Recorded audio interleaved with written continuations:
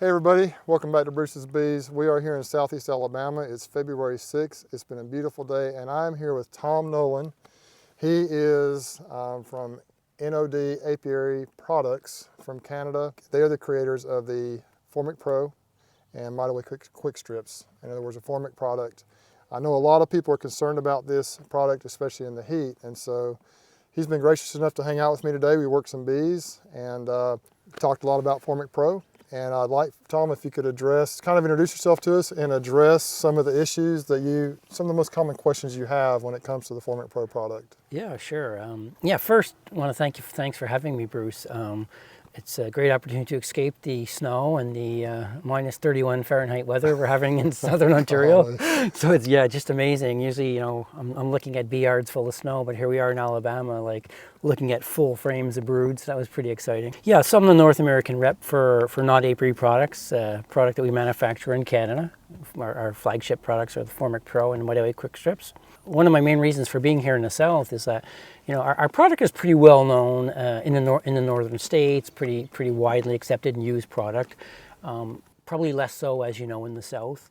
And some of the common comments we'll get about our product is, "Oh, I can't use that product. I'm in Alabama, and it's way too hot in Alabama to use your product." And I would say in July and August, that's probably correct. But as you can see today here, your temperatures in March, this is perfect weather for using that.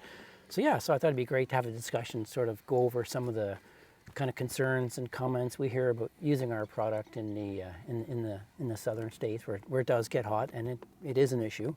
But you definitely do have a window in your spring and fall. I sat in on one of the live streams you guys did with the stream team. And I heard the common questions and concerns about using our product in the South, and I thought, well, I'm going to be down in Alabama for the Alabama Beekeepers Symposium, so let's drop in and see if Bruce wants to have a chat. And I'm glad you did.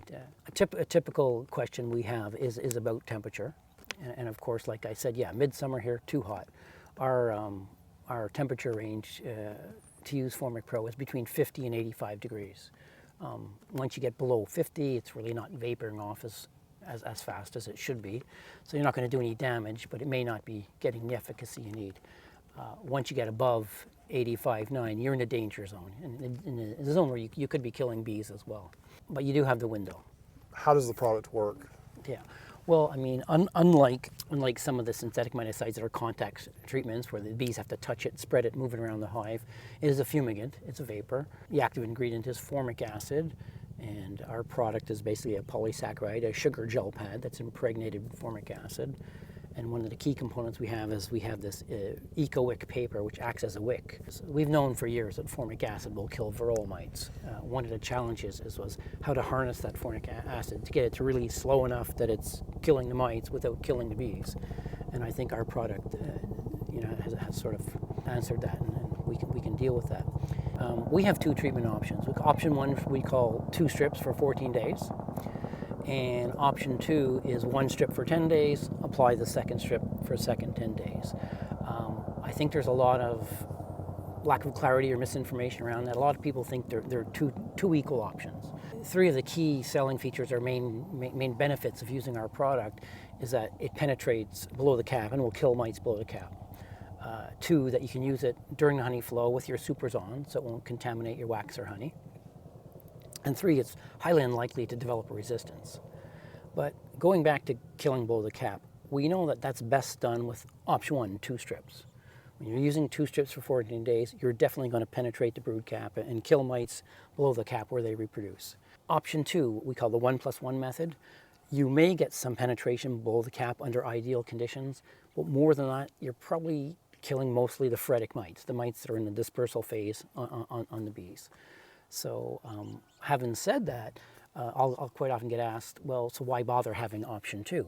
Because like my preferred method is option 1, because when I got a high mite load, a lot of cap brood, I want 2 strips to penetrate a cap.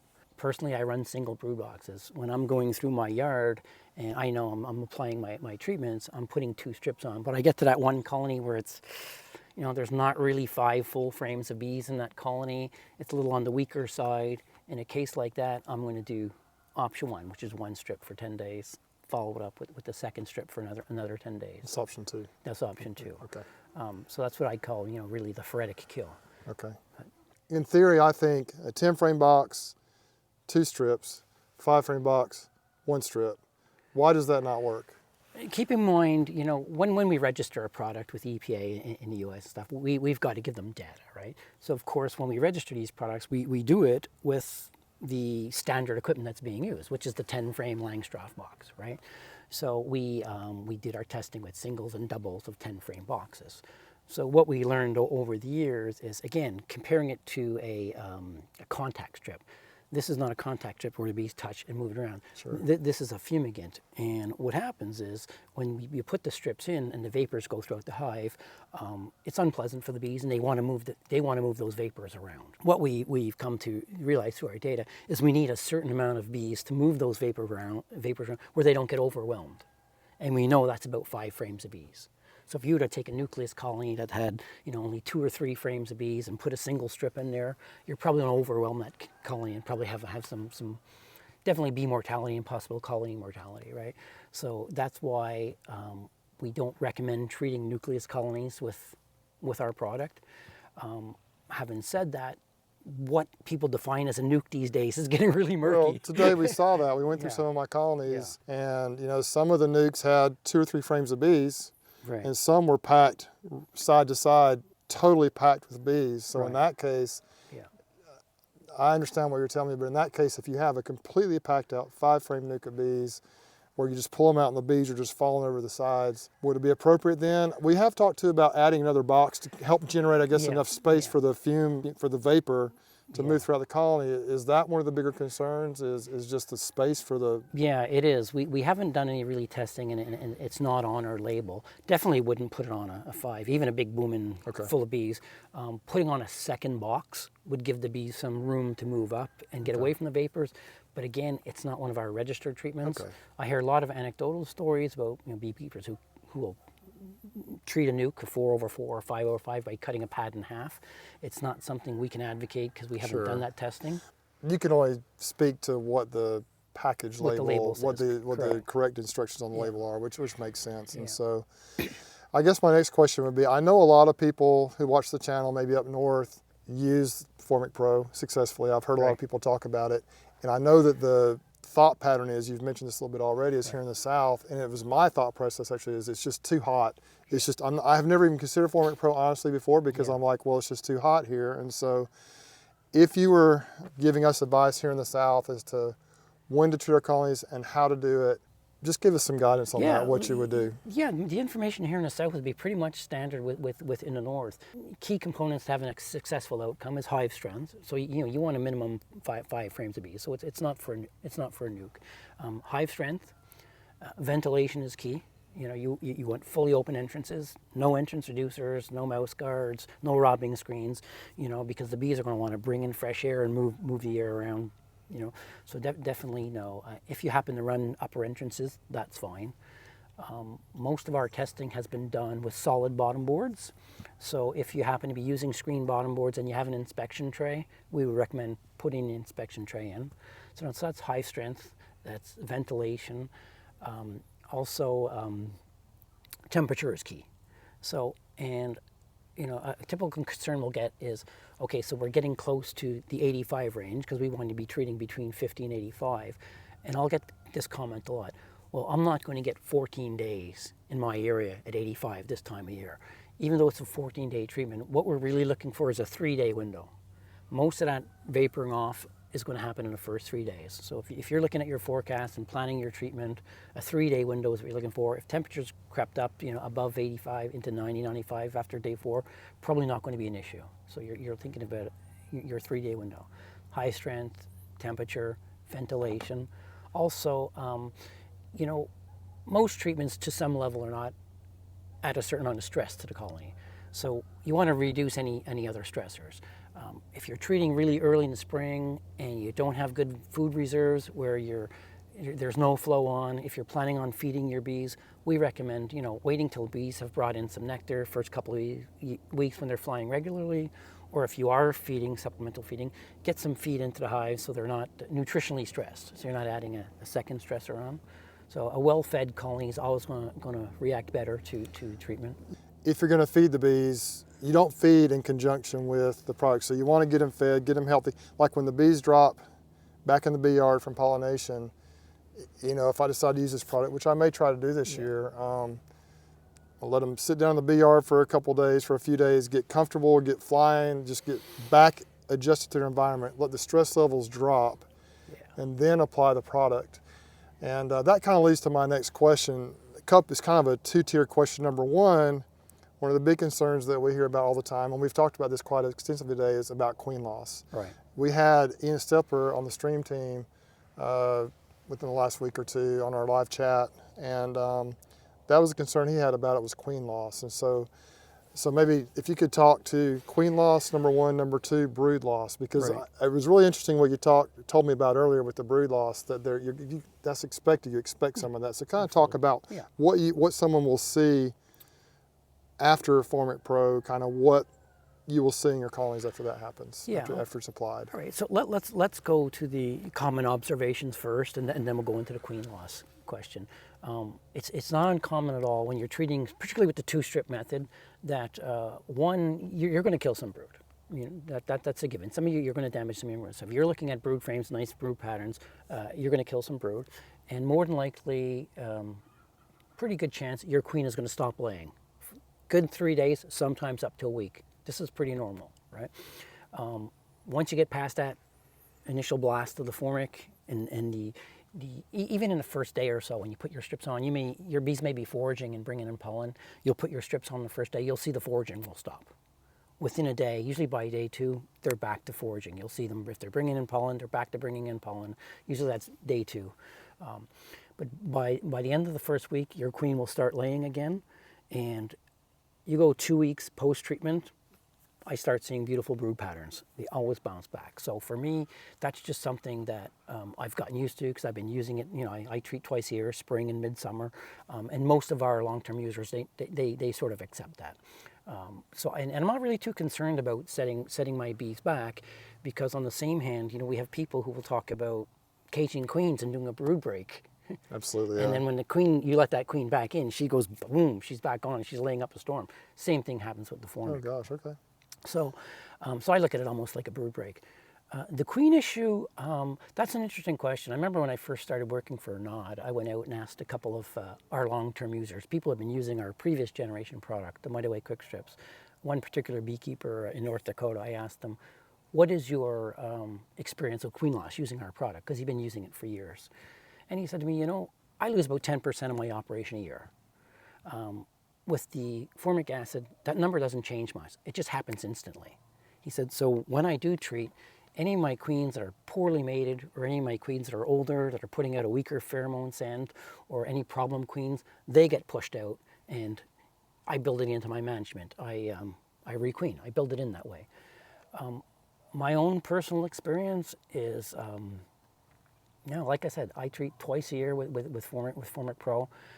Do I lose queens? Sure, I lose queens for lots of different times a year, but with a direct result of using the Formic, no.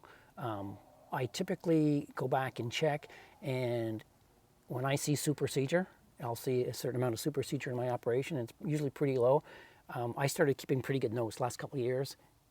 It's never those first year queens. It's always my older queens. Which happens anyway, which right? Happens anyway. Which happens anyway, okay. But I think it's one of those issues that is, I'll never say that it can't kill queens, because typically, I actually don't think it kills queens. You know, I think what happens is it more often triggers supersedure. I think that happens, more often with the older queens. You know, we were talking earlier. We were talking about a typical scenario, on the Facebook posts, right? Poster A says, what do you use for treatments? And, they start saying, one guy says, I use Formic Pro, and the next comment says, well, I wouldn't use that, I hear it kills queens. And the previous commenter says, well, how many queens have you lost? He goes, well, I've never used it, it's just what I heard. Sure. This is what we're up against, Okay. And you got to be careful, because some people, they may have had that experience, or maybe, no doubt. That's another thing that I think is super important, is using the product appropriately and properly, because I think that when you're dealing with products like this that are so temperature sensitive, what if you put it in a hive of bees that's just too weak? And, there's certain things you have to follow the instructions. That's critical with any product. ApiGuard is also the same way, and really any product can be that way. And so you've got to go by the label. You need to utilize it according to instructions. And so the key is that you really read the instructions carefully. If someone has a question about how to use the product, is there someone they can reach out to find answers to those questions? Yeah, that's great. That's a great question. One of the things I always tell is we don't sell direct to the beekeepers, right? We sell through all, most of the major beekeeping supply stores carry our product. It's pretty much a Main Street product these days. But all our dealers know, and I always tell them, if you get a question or a comment or a concern from a customer you can't answer, you reach out to us, our 800 number, one of the things I'm quite proud of is when I'm at trade shows and stuff and people come up to our table at NOD, I get this comment a lot. And I always go back and tell my team that, because I'm proud of this team we have at NOD, is that I get this comment, I called your company and actually got someone on the phone, or I called and somebody called me back the same day. I mean, it's kind of sad we live in a day and age when that kind of customer service people are shocked by. Yeah. As for us, that's the core of our business.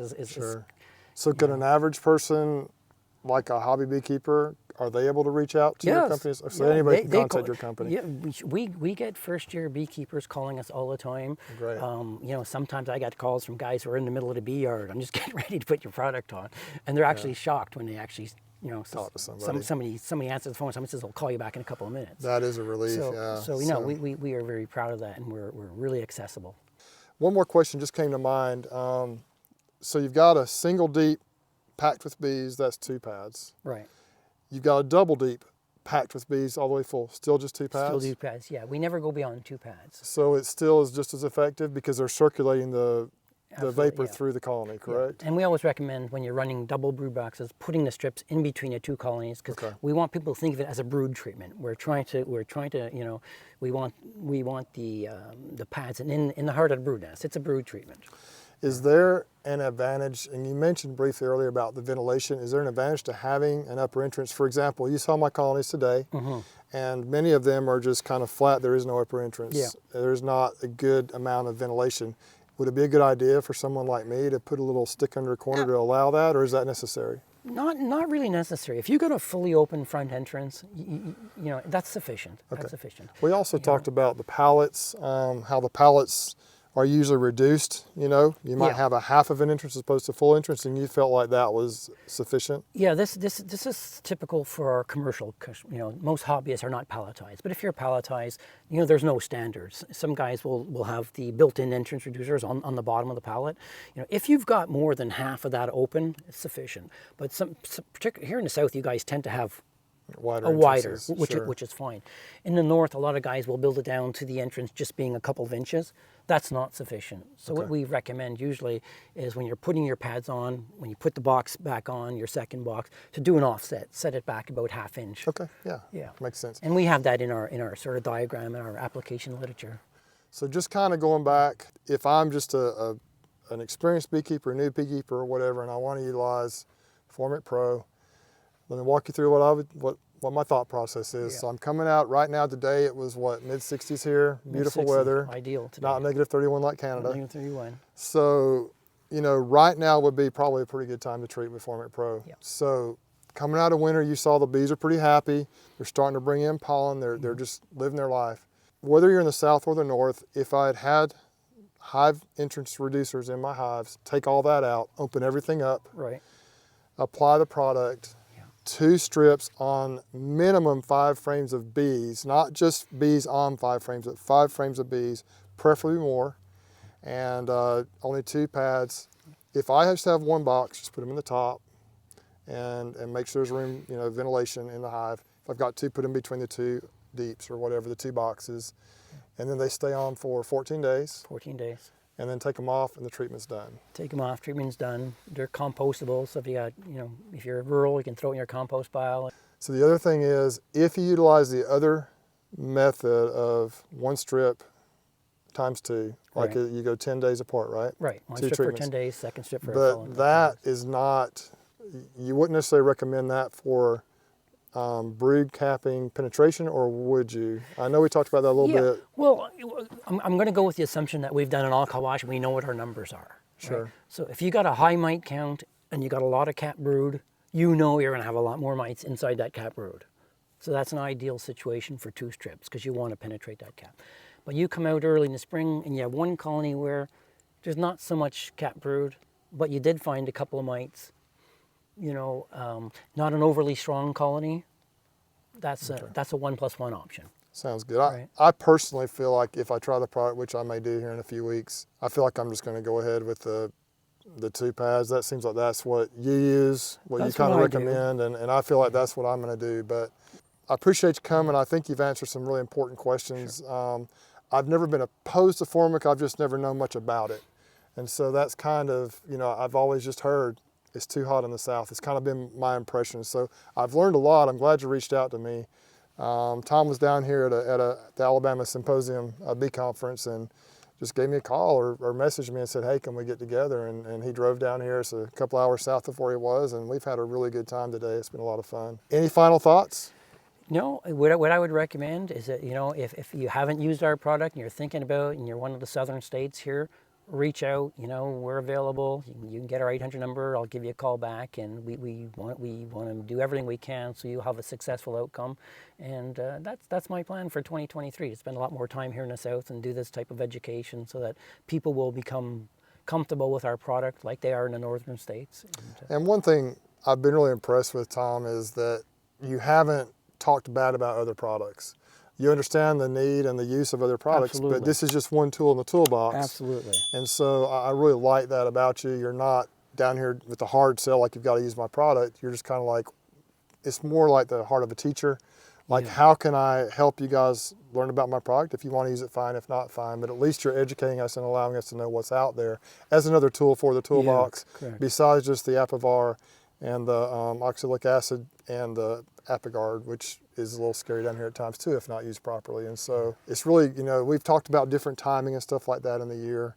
And when my mite load is increased, when I have my most losses in the middle of the summer, obviously we're going to be using something different then. But if I can knock my mites down now, then maybe I won't have that problem in the summer until I get my honey boxes off, and then I can use other products, and then maybe use Formic again in the fall, maybe something else. But I think I love the idea of having multiple tools as opposed to just the go-to Apivar, and oxalic acid is mostly what I've used in the past. And so I really appreciate your time. Ah, my pleasure. And Tom and I spent the afternoon in the bee yard up in Ozark, and we checked on some colonies, did some mite washes, just had a great time. And if you want to watch that video, you can watch it right here. Otherwise, I guess that's it, Tom. Great. Appreciate you coming down and hanging out with me. Well, thank you. And y'all take care, be safe, and we'll catch you on the next one.